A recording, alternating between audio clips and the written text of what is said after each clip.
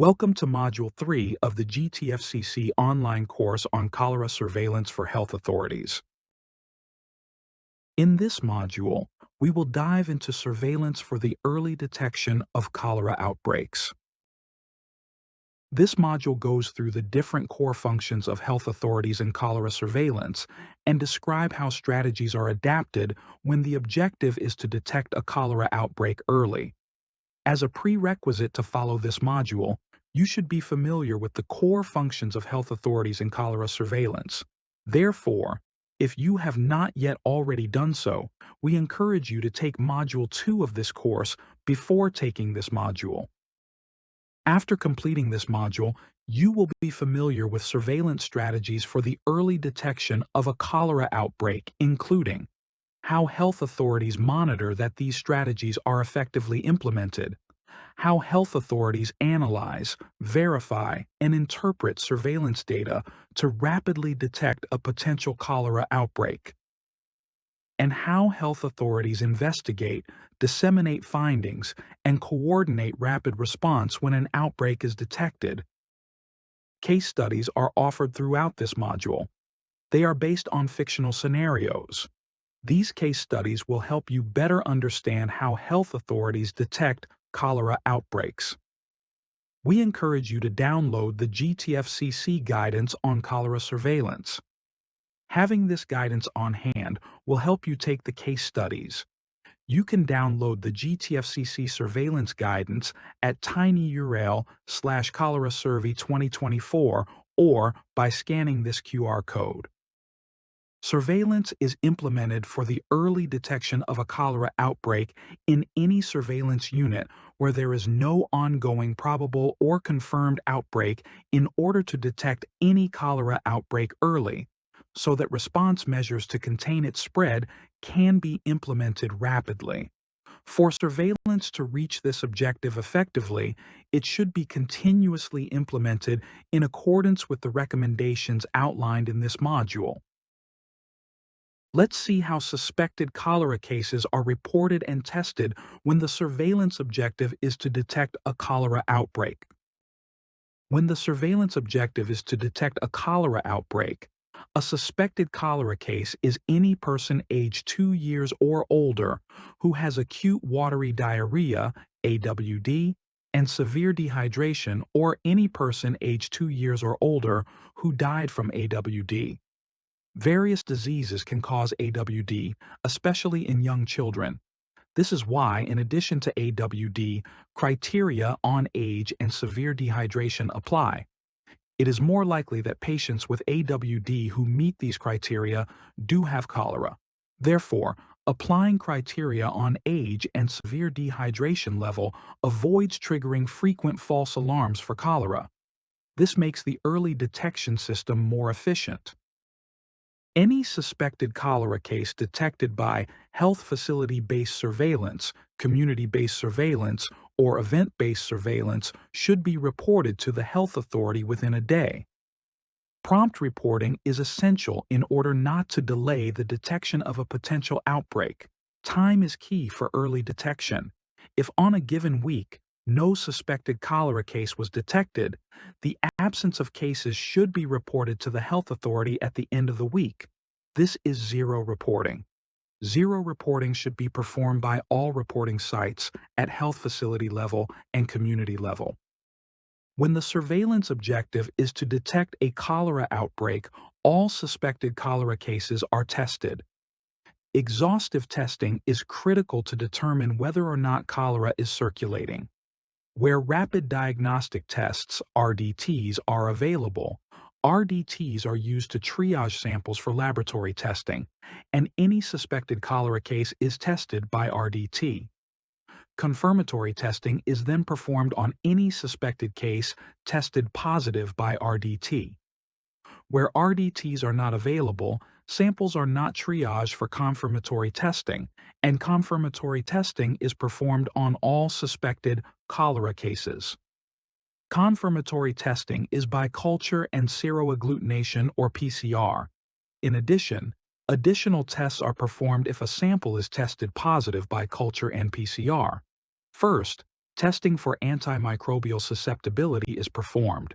In addition, if there is no confirmed cholera outbreak in another surveillance unit and no epidemiological link to a confirmed cholera case or source of exposure in another country, toxigenicity testing is also performed. A core function of health authorities in cholera surveillance is to continuously ensure that suspected cholera cases are reported and tested in accordance with applicable strategies. Let's look into this.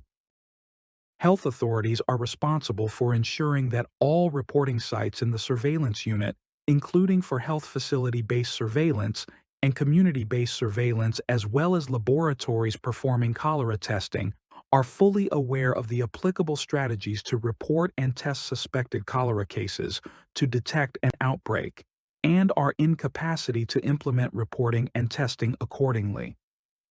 Health authorities then monitor surveillance performance indicators at least on a weekly basis to verify that reporting and testing is implemented according to applicable strategies. If any reporting site or laboratory does not implement reporting or testing in accordance with applicable strategies, health authorities then take supportive measures to improve reporting or testing. Let's practice with a case study to better understand how health authorities continuously oversee reporting and testing. In this scenario, you are a local health authority officer working in a surveillance unit where there is no probable or confirmed cholera outbreak.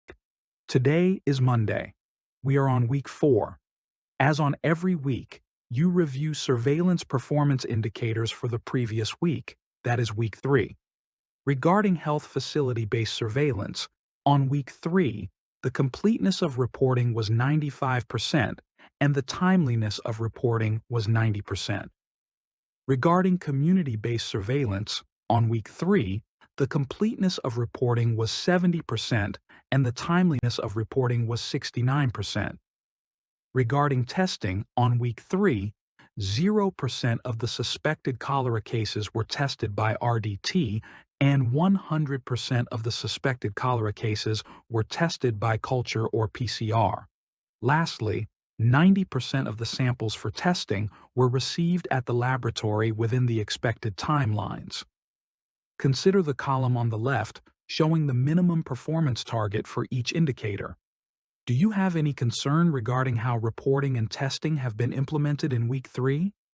If so, what would you do next? Pause the video and take the time you need to reflect about this scenario and the appropriate course of action. Regarding how reporting and testing have been implemented on week 3, the completeness and the timeliness of reporting by community-based surveillance are concerning. They have dropped below the minimum target. For all other performance indicators, minimum performance targets have been reached. This indicates that overall health facility-based reporting and testing have been performed according to applicable strategies. The absence of testing by RDT is not of concern. The target for RDT testing is 0. This means that testing by RDT is not implemented in this surveillance unit. What could you do about this as a local health authority officer? An advisable first step would be to break down the indicators of concern at a finer geographic scale to better assess where the issue might be. This would help investigate the cause of the issue to resolve it. In this scenario, here is how it went. There are 4 geographic areas in the surveillance unit. The performance indicators of concern, that is completeness and timeliness of community-based reporting on week 3, were broken down for each geographic area as shown in the table. In geographic areas A, C, and D, the completeness and timeliness of community-based reporting were satisfactory. However, in geographic area B, the completeness of community-based reporting was only 5% and the timeliness only 1%. It was therefore determined that the issue was localized in geographic area B, an area prone to insecurity. The local health authority contacted Area B and found out that most community-based surveillance volunteers had their phones stolen, whilst community-based reporting was performed by text messages. The cause of the issue was identified. As a next step, volunteers should be rapidly re-equipped. Overall, this illustrates that as long as surveillance performance indicators are closely monitored, issues with how reporting and testing are performed get detected. From there, it is then possible to work it out and find solutions. Moving on to the next core function of health authorities in cholera surveillance, let's look into the analysis and interpretation of surveillance data when the surveillance objective is to detect a cholera outbreak. For the early detection of a cholera outbreak, time is key. Therefore, as soon as a suspected cholera case or a cholera test result is reported, health authorities immediately analyze and interpret the data to detect a potential suspected, probable, or confirmed outbreak. If you are unsure about what is a suspected, probable, or confirmed outbreak, we encourage you to go back to Module 2 for a refresher on outbreak definitions. The surveillance data considered in the analysis are the suspected cholera cases reported by health facility-based surveillance and community-based surveillance, any cholera test result reported by laboratories, as well as any cholera signal detected by event-based surveillance. If the analysis of the data indicates a potential suspected, probable, or confirmed cholera outbreak in a surveillance unit, this should be verified immediately, and if it is verified, it should be notified. The verification of a potential suspected, probable, or confirmed cholera outbreak focuses on verifying that the relevant case and outbreak definitions are met. This is done by contacting the reporting sites or the laboratory as needed. Any verified, suspected, probable, or confirmed cholera outbreak should be immediately notified to the next upper level. Let's practice with a case study to better understand how health authorities analyze and interpret surveillance data to detect a suspected cholera outbreak. In this scenario, you are a local health authority officer working in a surveillance unit where no cholera outbreak has been detected so far. RDT are not available in your surveillance unit. Today is the 10th of October, and you have just received 2 cholera case report forms from one hospital. These are the first suspected cholera cases that have been reported this month so far. Here are some key information extracted from the case report forms. The first reported case is a male. Information on his age is missing. He started to have AWD on the 9th of October and had severe dehydration at admission. The second reported case is a 43-year-old female who also started to have AWD on the 9th of October and who had some dehydration at admission. What is your interpretation of the cholera situation in your surveillance unit? And what would you do next? Pause the video, take the time you need to reflect about this scenario, and consult the GTFCC surveillance guidance as needed. Based on the reported information, the cholera situation is unclear.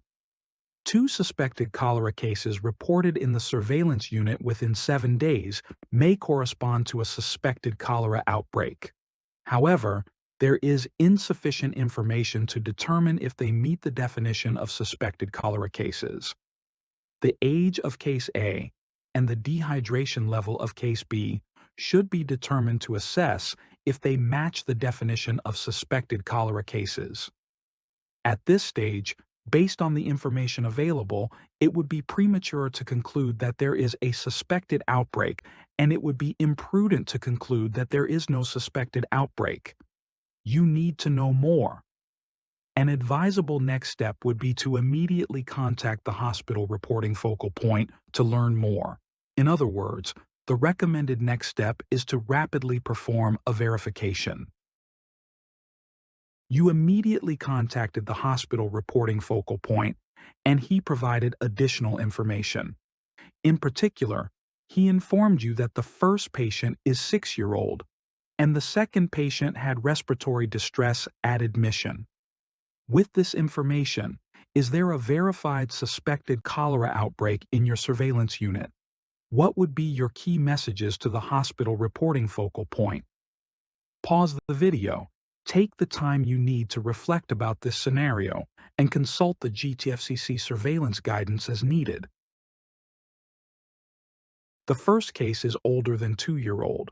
The second case had one danger sign indicating severe dehydration at admission. They both are suspected cholera cases. Since there have been 2 suspected cholera cases in your surveillance unit within 7 days, there is a verified suspected cholera outbreak. Regarding key messages to the hospital reporting focal point, you may congratulate him on sending the case report forms to local health authorities in a timely manner.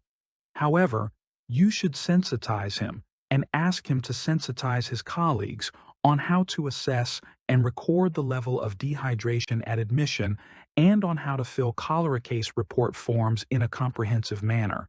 Also, check with the reporting focal point whether the patients received intravenous rehydration and whether samples were collected and sent to a laboratory for testing. Overall, this illustrates that verifying that case definitions are met is essential for health authorities to be able to characterize the cholera situation in their surveillance unit in a reliable manner. Let's move on to another case study. This time, it focuses on how health authorities analyze and interpret surveillance data to detect a probable cholera outbreak. In this scenario, you are a local health authority officer working in a surveillance unit where no probable or confirmed cholera outbreak has been detected so far. Today is the 16th of November. You review the data reported in your surveillance unit in the last 14 days. This data has already been verified. On the 11th of November, one suspected case who tested positive by RDT was reported. Therefore, there is a suspected cholera outbreak in your surveillance unit. On the 16th of November, 3 suspected cases have been reported, and 2 of them tested positive by RDT. What is the cholera situation in your surveillance unit as of the 16th of November?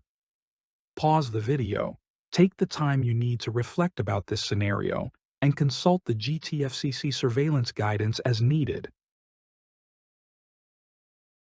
Over the past 14 days, in total, in your surveillance unit, 4 suspected cholera cases were tested by RDT, and 3 of them tested positive. The threshold for a probable outbreak has been reached. There is a probable outbreak in your surveillance unit. Make sure that samples have been collected for confirmatory testing, but launch a cholera outbreak response immediately without waiting for the laboratory results. Let's move on to investigation, an essential core function of health authorities to better assess the cholera situation.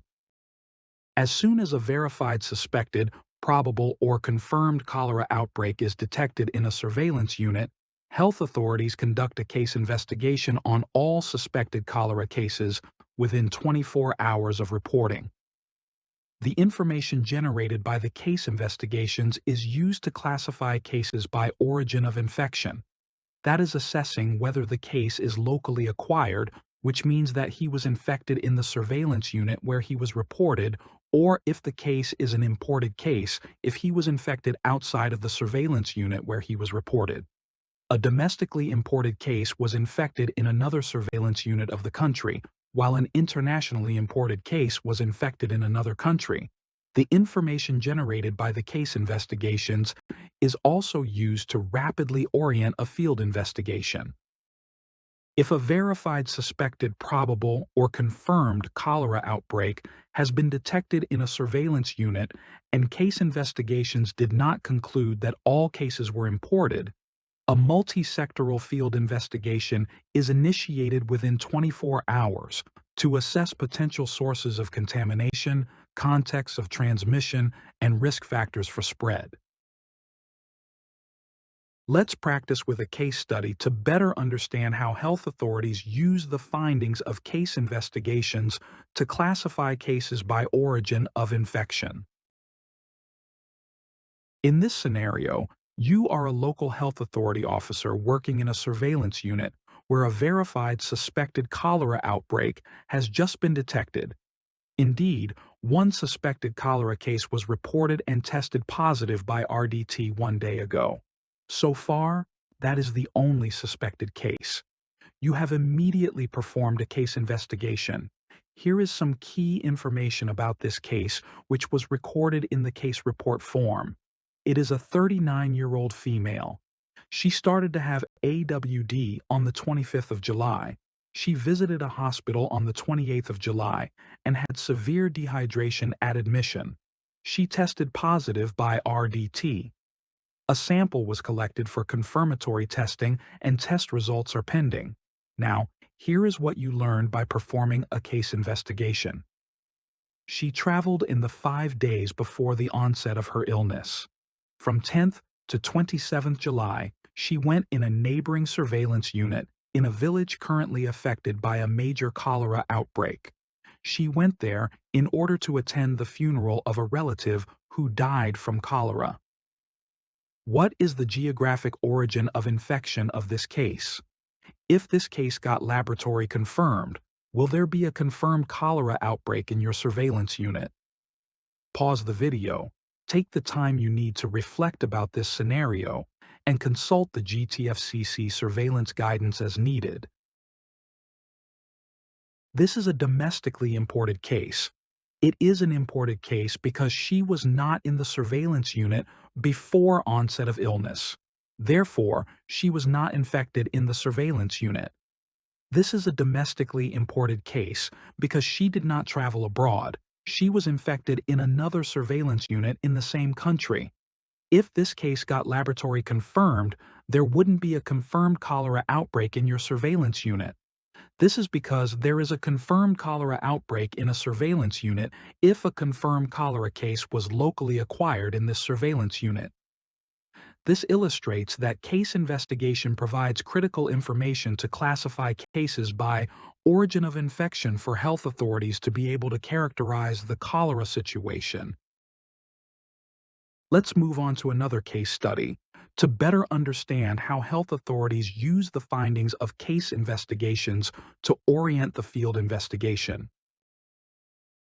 In this scenario, you are a local health authority officer working in a surveillance unit where there was no active cholera outbreak so far.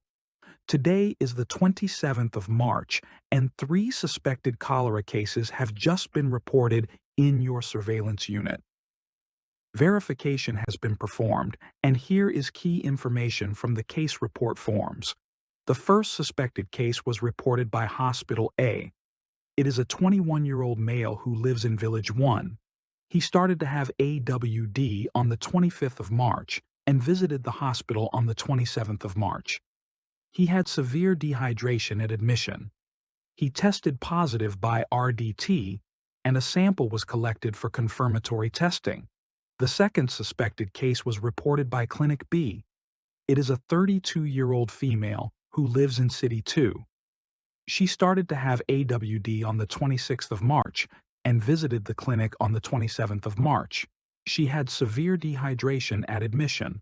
She tested positive by RDT, and a sample was collected for confirmatory testing. The third suspected case was reported by Clinic C. It is a 17-year-old female who lives in Village 3. She started to have AWD on the 25th of March and visited the clinic on the 27th of March. She had severe dehydration at admission. No RDT was performed, but a sample was collected for confirmatory testing. Based on this information, what is the current cholera situation in your surveillance unit? What would you do to better characterize the current cholera situation? In which locality the field investigation team should go first? Pause the video and take the time you need to reflect about this scenario and the best course of actions. There is a suspected cholera outbreak in your surveillance unit. This is because more than 2 suspected cases have been reported within 7 days. Furthermore, more than one suspected case tested positive by RDT. Several steps should be considered to better characterize the cholera situation. One suspected case wasn't tested by RDT. You could follow up on this with Clinic C. This would help assess whether there is a probable cholera outbreak. In addition, to better characterize the cholera situation, you need to determine whether any case was locally acquired in your surveillance unit. This requires a case investigation to be performed. Lastly, make sure to follow up on the results of confirmatory testing to determine whether there is a confirmed cholera outbreak. Regarding where the field investigation team should go first, no solid recommendation can be made based on the information reported on the case report forms. You must collect additional information with case investigations to be able to orient the field investigation. You performed a case investigation on the 3 suspected cases. Here is key information you collected. The first suspected case traveled to Village 3 from the 19th to the 22nd of March to work at the principal market of Village 3. His main water source in the 5 days before onset of illness was water piped into dwelling, and he also had water from a water kiosk at the market when in Village 3. The second suspected case also traveled to Village 3 to work at the principal market and stayed there from 17th to 21st March. Her main water source in the 5 days before onset of illness was water piped to neighbor, and she also had water from a water kiosk at the market when in Village 3. The third suspected case who, as you may recall, lives in Village 3 did not travel in the 5 days before onset of illness.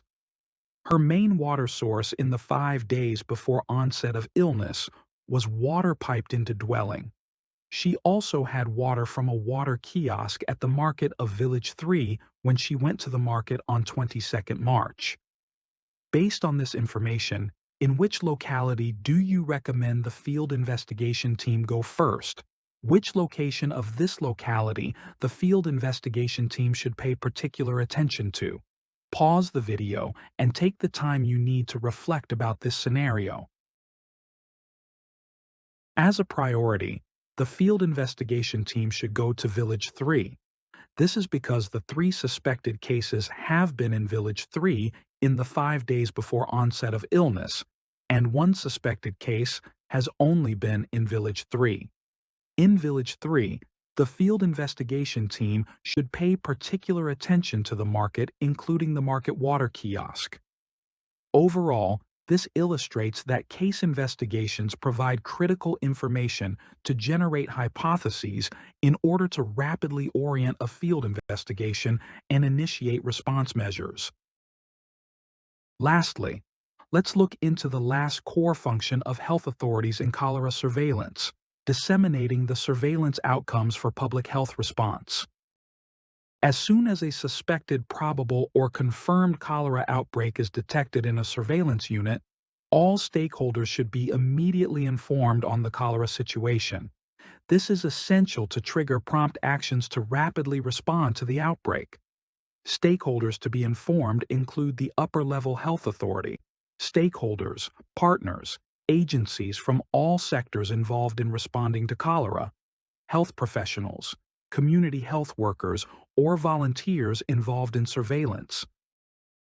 If a suspected cholera outbreak is detected in a surveillance unit, immediate public health measures for acute diarrheal diseases are implemented without waiting for laboratory confirmation. Public health measures for acute diarrheal diseases are not specific to cholera. They include awareness raising on rehydration protocols, promotion of hand washing with soap, sensitization on food hygiene, education about how diarrheal infections spread, and so on. If a probable or confirmed cholera outbreak is detected in a surveillance unit, a rapid, comprehensive, and multi-sectoral cholera outbreak response is implemented. This is launched without waiting for laboratory confirmation if it is a probable outbreak. A multi-sectoral response to cholera includes interventions to strengthen case management, surveillance and community engagement, WASH interventions, and, as relevant, vaccination. If a suspected cholera outbreak is detected in a surveillance unit, the surveillance strategies do not change. However, health authorities make sure to increase the awareness of surveillance stakeholders on applicable strategies. Stakeholders to be sensitized include health facility workers, community health workers, and volunteers, as well as laboratories. These stakeholders should be resensitized on the case definition, the data to be collected, the reporting timelines, and the testing strategy. If a probable or a confirmed cholera outbreak is detected in a surveillance unit, the surveillance strategies need to be adapted. Health authorities should inform and train surveillance stakeholders on the new surveillance strategies. Stakeholders to be sensitized include health facility workers, community health workers, and volunteers, as well as laboratories. You will learn more about the applicable surveillance strategies in Module 4 and Module 5. As we wrap up this module, here is a summary of the key role of health authorities when the surveillance objective is to detect a cholera outbreak. On a routine basis, health authorities monitor that any suspected cholera case is reported within a day and that all suspected cholera cases are tested.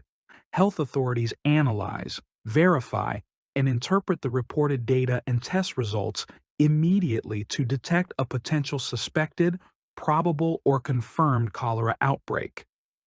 If a suspected, probable, or confirmed outbreak is detected, health authorities rapidly conduct a case investigation on all suspected cases and they perform a field investigation.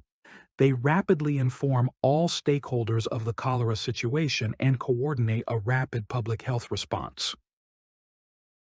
Before moving on to the next module, we encourage you to take a short quiz. There are 3 questions in this quiz. Question 1. Select all that apply. When the surveillance objective is to detect a cholera outbreak, health authorities review surveillance performance indicators to monitor that. A. Suspected cholera cases are reported within 24 hours. B. Suspected cholera cases are reported on a weekly basis. C. The absence of suspected cholera cases is reported within 24 hours. D. The absence of suspected cholera cases is reported on a weekly basis. E. All suspected cholera cases are tested for cholera. F. A subset of suspected cholera cases selected according to a systematic sampling scheme are tested for cholera.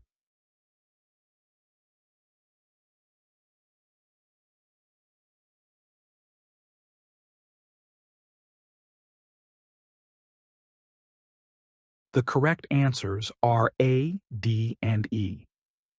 When the surveillance objective is to detect a cholera outbreak, health authorities review surveillance performance indicators to monitor that suspected cholera cases are reported within 24 hours, that the absence of suspected cholera cases is reported on a weekly basis, and that all suspected cholera cases are tested for cholera. Question 2. When the surveillance objective is to detect a cholera outbreak, health authorities A. Analyze, verify, and interpret reports of suspected cholera cases and test results immediately to detect a suspected, probable, or confirmed cholera outbreak. B. Compile and analyze reports of suspected cholera cases and test results weekly to interpret the disease situation in a robust manner.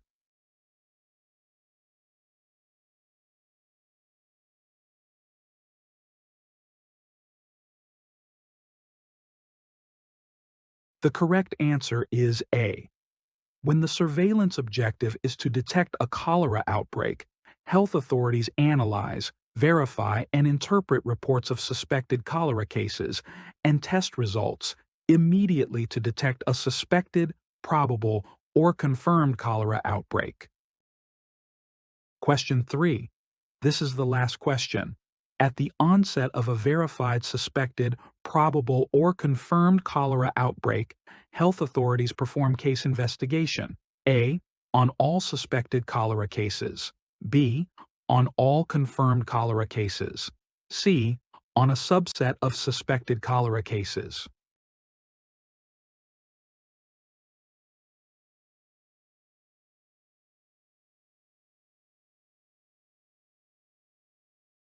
The correct answer is A. At the onset of a verified, suspected, probable, or confirmed cholera outbreak, health authorities perform case investigation on all suspected cholera cases. We have now completed this module.